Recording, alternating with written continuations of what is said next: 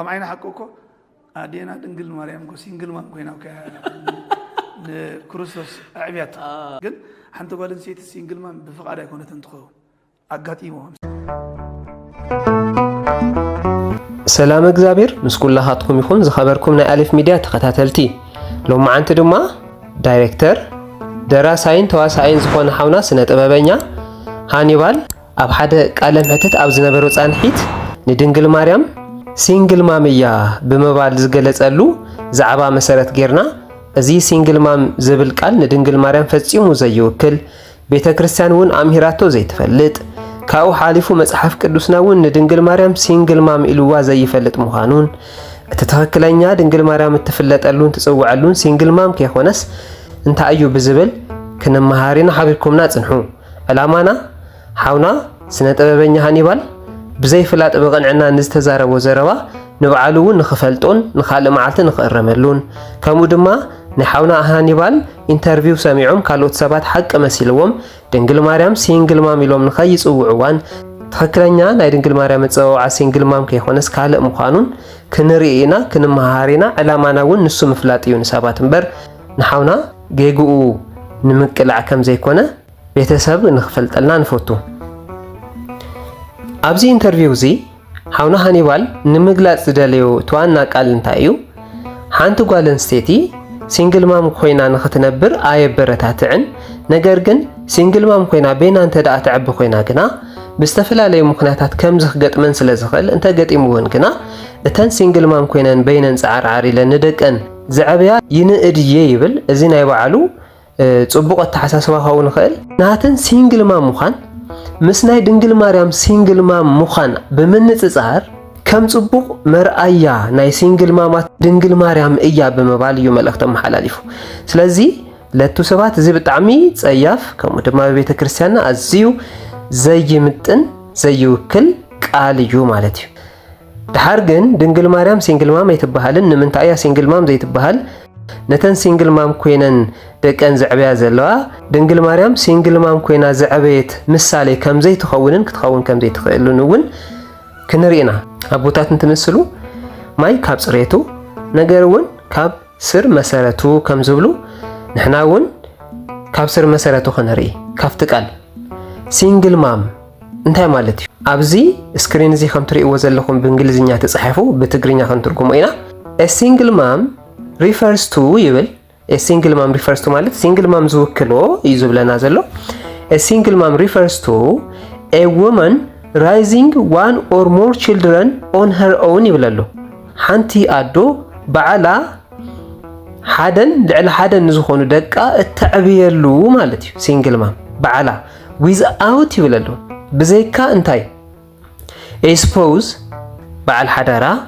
partner መጻምዳ or co-parent living in the household ይብለሉ co-parent ማለት ምስኣ ኮይኑ ተጸጊዑ ነቲ ዝወለደቶ ወዳ ሼር እናገበረ ወይ ከዓ ካብ ዘለዎ እናሃበ በሓደ ዘዕቢ ማለት እዩ ኮፓረንት ስለዚ ብዘይካ እዚኦም ሰለስቲኦም መጻምዲ ከይሃለዋ ሰብኣይ በዓል ገዛኣ ከይሃለዋ ከምኡውን ኣብ ገዛኣ ኮይኑ ምስኣ ዝቕመጥ ሓጋዚ ከይሃለዋ በይና ሓደን ልዕሊ ሓደን ዝኾነ ደቃ እትዕቢ ሰበይቲ ሲንግል ማም ተባሂላ ትፍለጥ እዚ ዘቐመጦ ዲክሽነሪ ማለት እቲ ዋና ጉዳይ ድሕሪኡ ዘሎ ቃል እዩ This family dynamic can occur due to various life circumstances ይብለሉ ዞም ከምዚ ዓይነት ተጓንፎታት ከምዚ ዓይነት ቤተሰብ ብዝተፈላለየ መልክዑ ይፍጠር including divorce ሓደ divorce ማለት ፍትሕ ብፍትሕ ምክንያት ይፍጠር the death of a partner መጻምዳ ወይ በዓል ገዛኣ ክመውት ከሎ እታ ሰበይቲ ሲንግል ማም ትኸውን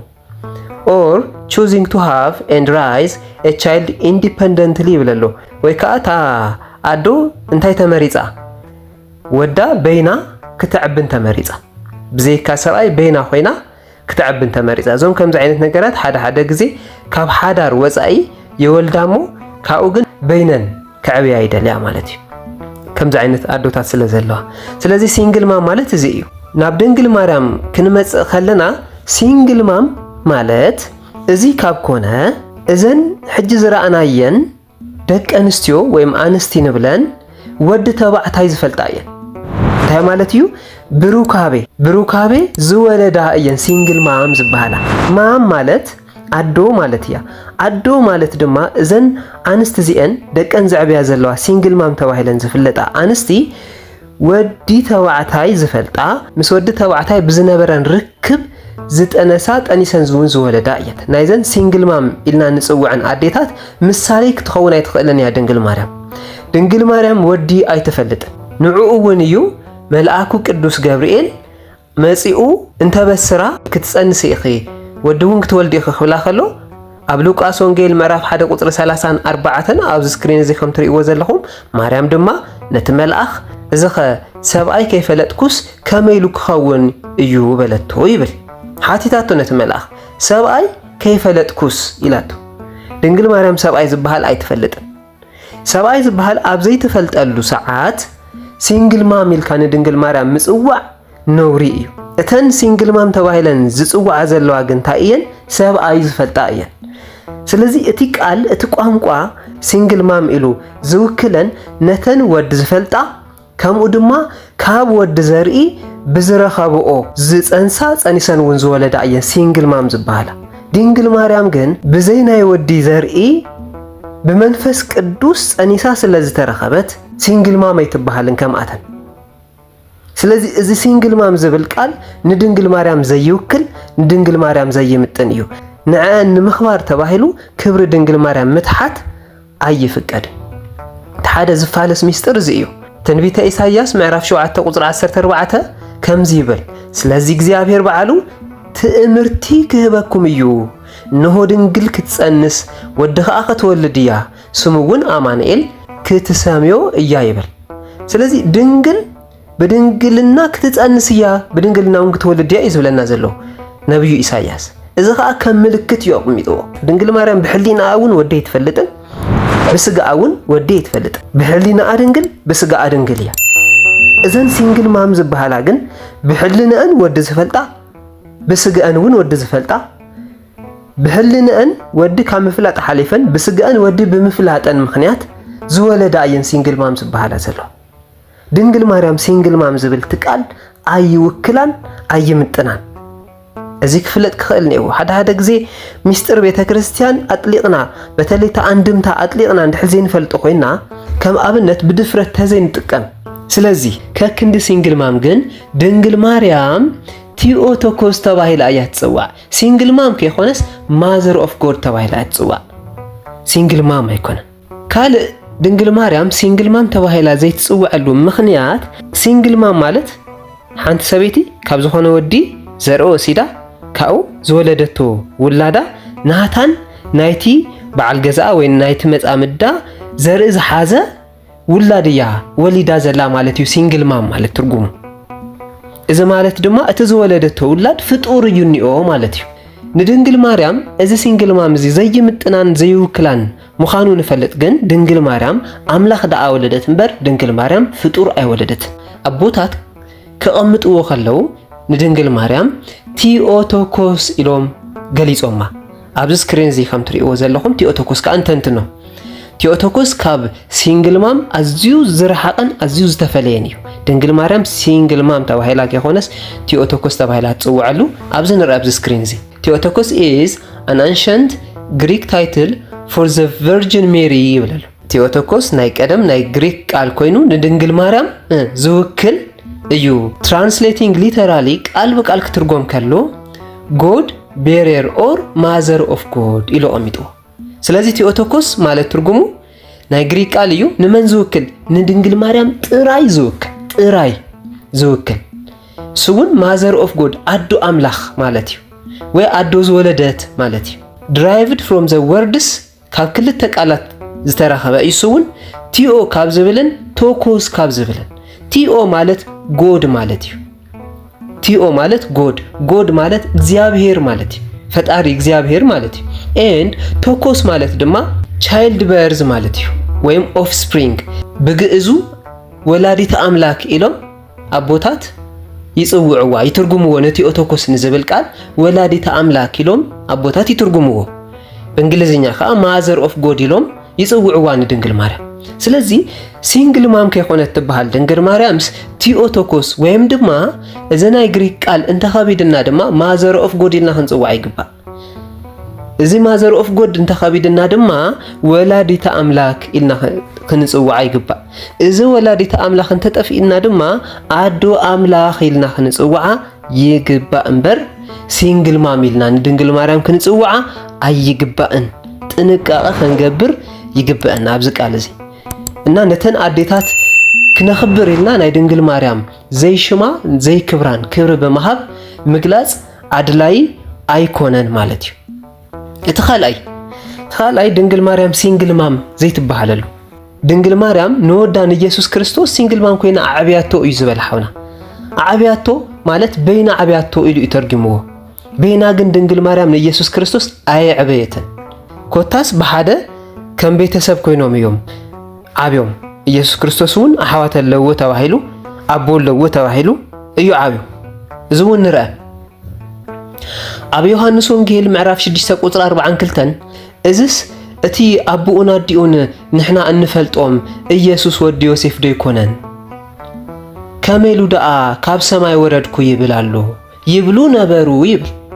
ስለዚ ኣብ ተሽዑ ግዜ ዝነበሩ ፈሪሳውያንን ሰዱቃውያንን መን ኢሎም ፀዊዖሞ? ወዲ ዮሴፍ ዶ ይኮነን ኢሎሞ። ስለዚ ኢየሱስ ክርስቶስ ኣብቲ ከባቢ ወዲ ዮሴፍ ተባሂሉ እዩ ዓብዩ። ዮሴፍ ስለ ዘዕበዮ ዮሴፍ ንድንግል ማርያም ሓላውያ እዩ። ኣብ ስደታ ምስኣ ተሰደደ። ንጎይታ ኢየሱስ ክርስቶስ ክትዕቢ ከላ ምስኣ ኮይኑ ዝሓገዘ እሙን ሓላዊ እዩ ኣረጋዊ ዮሴፍ። በዚ ምክንያት ድማ ኣብቲ ከባቢ ዝረአዩ ኩሎም ንኢየሱስ ክርስቶስ መን ኢሎም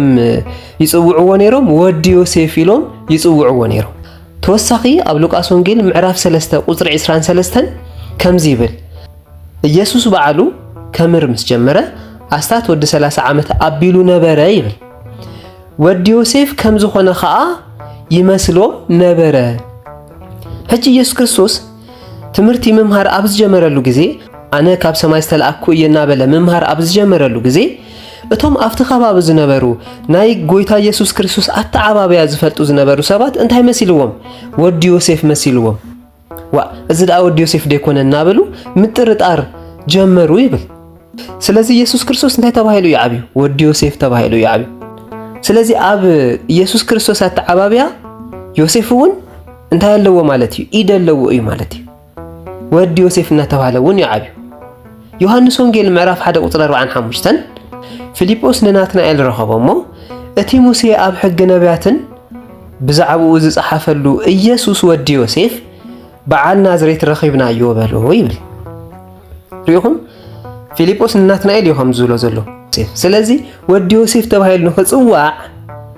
ድንግል ማርያም ከምዘን ምድራዊ ዘለዋ ሲንግል ማም ኮይና ስለ ዝዕበየት ከይኾነስ እቲ ሲንግል ማም ንዓኣ ዘይምጥን ዘይውክል ኣብ ልዕሊ ምዃኑ ዮሴፍ ኣብ ኢየሱስ ክርስቶስ ኣተዓባብያ ኢድ ስለ ዘለዎ ወዲ ዮሴፍ እናተባሃለ ዓበየ። ናይ መወዳእታ ሉቃስ ወንጌል ምዕራፍ 4 ቁጥሪ 22 ሉቃስ ወንጌል ምዕራፍ 4 ቁጥሪ 22 ኩሎም ከዓ መስከሩሉ በቲ ካብ ኣፉ ዝወፅእ ዘረባ ጸጋ ድማ ይግረሙ ነበሩ። እዝስ ወዲ ዮሴፍ ዶ ይኮነን ከዓ ይብሉ ነበሩ ይብል። ስለዚ እቶም ምስኡ ዝዓበዩ እቶም ዓበይቲ ኮይኖም ከለው ኢየሱስ ክርስቶስ ካብ ህፃንነቱ ጀሚሩ ክዓቢ ከሎ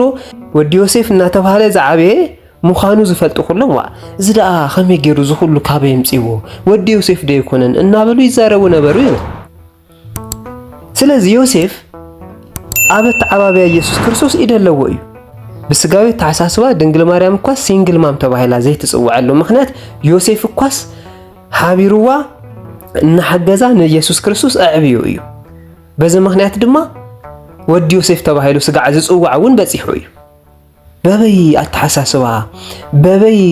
ኣናበባ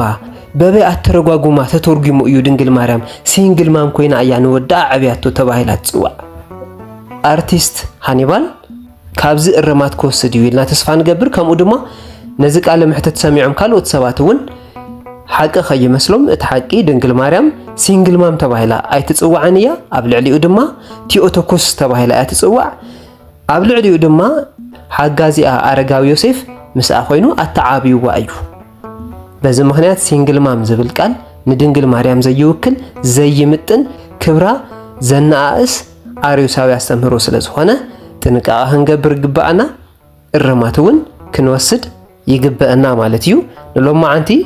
እዚኣ እኽለና። ሰላም